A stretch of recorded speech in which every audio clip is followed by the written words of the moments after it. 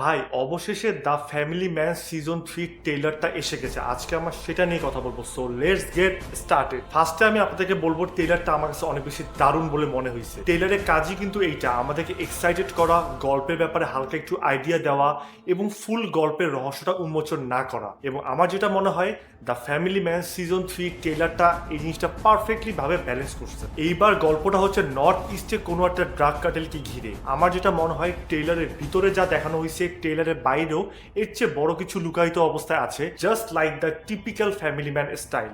জয়দীপ আলাওয়াত এই মাউসটাকে নিয়ে কি কথা বলবো, এই মাউসটাকে দেখা গেছে এবার টোটাল ডিফারেন্ট একটা শেডে। এই মাউসটা যখন স্ক্রিনে চলে আসে তখন স্ক্রিনে এনার্জি কয়েক গুণ বেড়ে যায়। এই মানুষটা না ছোট ছোট সিনেও অনেক বেশি অ্যাটেনশন গ্র্যাব করে ফেলে এবং মনে হয় এই মাউসটা যখন স্ক্রিনে আসতেছে তখন নিশ্চয়ই বড় কিছু হতে চলছে। ট্রেইলারে ফার্স্টে দেখানো হয়েছে সেই আগের মতো কমেডি টাচ, যেখানে শ্রীকান্ত একজনকে বলে যে আমি এজেন্ট এবং তার সামনে বসা ছেলে ভাবে ট্রাভেল এজেন্ট। এবং ট্রেইলারের লাস্টে দেখানো হয়েছে জেকে এবং শ্রীকান্তের মধ্যে আবার সেই ফানি কথোপকথন। পিওর নস্টালজিয়া ভাই, আমার কাছে মনে হচ্ছে আগের মজাটা আবার ফেরত চলে আসতেছে। অ্যামাজন প্রাইম আগের সিজনগুলোর তুলনায় এই সিজনে অনেক টাকা ঢালতেছে, এটা দেখলে বোঝা যায় ভাই। এই সিজনে অ্যাকশন গুলো ছিল হচ্ছে ফুল সিনেমেটিক লেভেলের, বাট আমার একটাই চাওয়া, জাস্ট খালি বাজেট বাড়লেই তো হবে না, কোয়ালিটির জন্য আগের মতো ম্যাচ করে। ট্রেইলারটা দেখে আমার মনে হচ্ছে এবারও আগের মতো হাইপ ক্রিয়েট করবে এবং ক্যারেক্টারগুলো তাদের ইমোশন ঠিকঠাক ভাবে ধরে রাখবে। এবং আমরা এটা বিশ্বাস করি যে অ্যামাজন প্রাইম অনেক দিন পর প্রমিজিং কোনোটা কিছু নিয়ে আসতে চলছে।